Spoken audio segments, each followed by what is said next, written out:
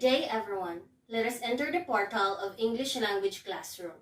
English language teachers face an increasingly diverse student population as they struggle to create classrooms that foster communication and language acquisition. The diversity brings new challenges to the language classroom, of which we will explore in this session, addressing personality factors, incorporating differentiated instruction in order to create flexible avenues for accessible learning. In order to adequately teach students, teacher must know their students and their educational needs. This can be done through pre-test, surveys, and or diagnostic tests, etc. to identify their strengths and weaknesses, language abilities, background knowledge, social and emotional maturity, and so on. So each student enters the language classroom with unique set of personality factors. What are these personality factors? Yes, you got it right in your minds. Personality factors were attitude, motivation, readiness, interest, and learning styles.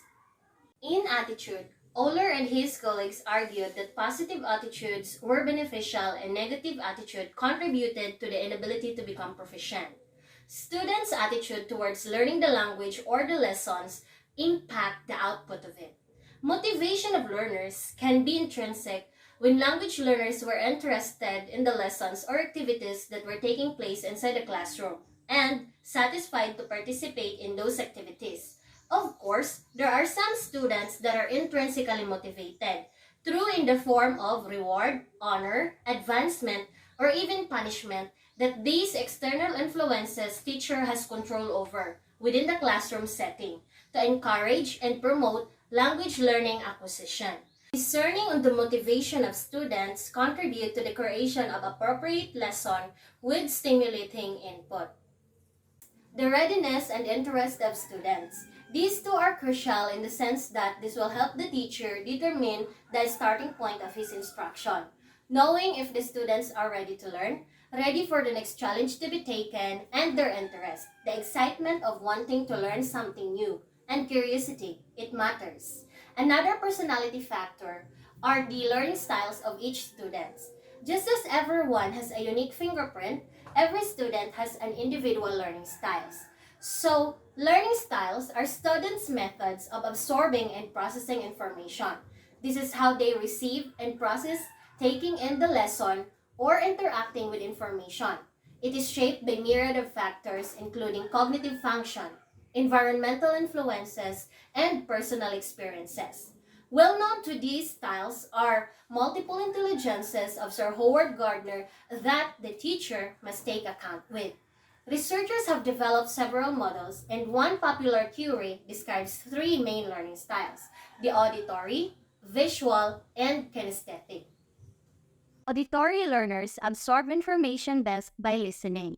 They will likely do well in the classroom where teachers explains verbally the information and encourages class discussion.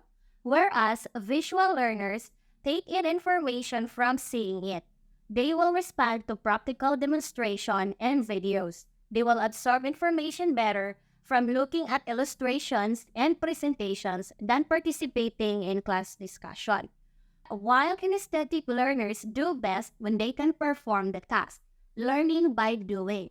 They will learn best from activities such as field trips and practical hands-on training. They need regular breaks and benefit from opportunities to move around. So teachers' understanding in the learning styles and multiple intelligences of his student is a prerequisite and advantage in order to differentiate instructions in the classroom. Differentiated instruction is driven by three premises about learning. 1. Teacher must tap into students' prior knowledge to make meaning of the instruction. 2. Students must be actively involved with the process for more effectivity in learning. 3. The instructions and materials must push the students just beyond their level of independent learning for learning to occur. In addition, it is guided by the three general principles of respectful task, flexible grouping, and ongoing assessments according to Lawrence Brown 2004, page 23. Also, Tomlinson describes differentiated instruction as factoring students' level of readiness first, and individual learning style before designing a lesson plan. Because in that way, teacher can create a variety of instructional strategies with varying levels of difficulty based on the ability of each student. To do the practice, teacher may design lessons based on students' learning style, manage classroom to create safe and supportive environment, and assess students' learning using formative assessment. Let's proceed to the 4 ways to differentiate instruction. 1. Content. We already know fundamental lesson content should cover the standards of learning set by school district or state educational standards. Students may be unfamiliar with the concepts and the lesson. Some may have partial mastery, and others may be familiar even before the lesson begins.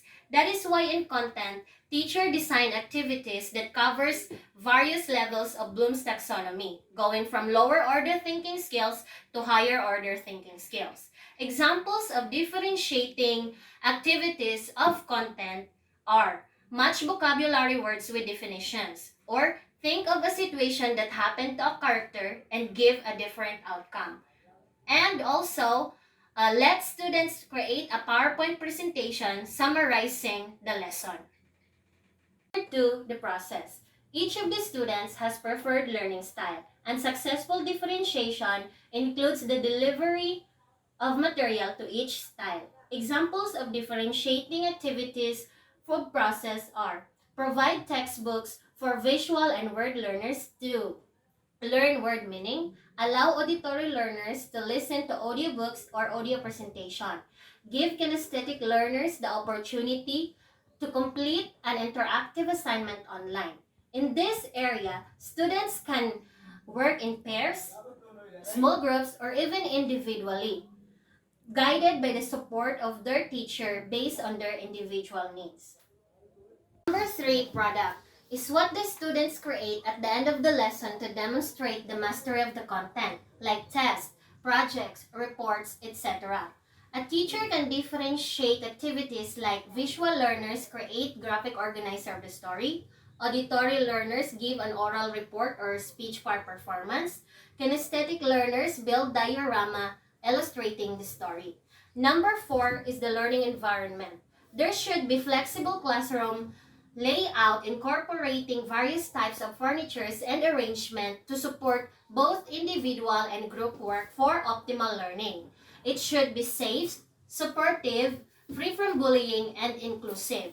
Examples of differentiating the environment are give students the opportunity to read individually if preferred, and create quiet spaces where there are no distractions. Another differentiated activity for teacher to use is the raft. Raft is a writing activity for student. Raft stands for our role. Who are you as a writer? A. Audience. To whom are you writing? F. Format. What format are you writing? And T. For topic. What are you writing about? Example. Role, American teacher. Audience, non-native English speakers or persons. Format, essay. Topic, to persuade why learning and speaking English is fun and a skill to master. So in that way, students can showcase their creativity and critical thinking because they have to write from a viewpoint that is not their own. Doing this activity offers a teacher a new avenue to motivate students and develop their English proficiency. So the following are the positive impact of differentiated instruction. First, it allows students to learn in their own ways at their own pace. And also, it helps educator connect with different learning styles. It is inclusive for all, and no one is left behind in the journey of learning. I do hope that you have gained something in this topic that you can incorporate or utilize in your classroom for better attainment of your lesson objectives. Differentiated instruction is not the solution to all of the challenges of the English language classroom. However, it does. Yes, it does afford teacher the opportunity to think critically and thoughtfully about curriculum and methods while taking into account the myriad of backgrounds, learning styles, and motivations that the student bring to the teaching and learning process. Thank you.